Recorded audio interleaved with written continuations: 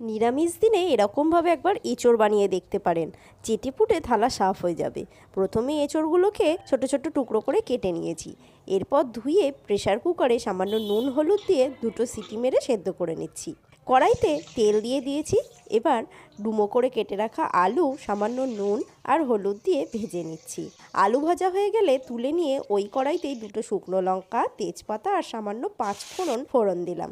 এরপর আদা, টমেটো এবং পাকা কাঁচা লঙ্কা বেটে দিয়ে দিচ্ছি 1 চামচ জিরে গুঁড়ো, 1 চামচ ধনে গুঁড়ো, হাফ চামচ কাশ্মীরি লঙ্কার গুঁড়ো, স্বাদ মতো নুন এবং হলুদ।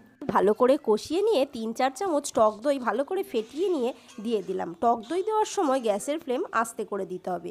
এরপর ভেজে রাখা আলু এবং সেদ্ধ করে রাখা এঁচোড় দিয়ে ভালো করে কষিয়ে দিয়ে দিলাম। এরপর দিয়ে দিচ্ছি সামান্য গরম জল। ফুটে আসলে ঘি গরম মশলা দিয়ে নামিয়ে নেব। গরম ভাত, রুটি, পরোটা যে কোনো কিছুর সাথে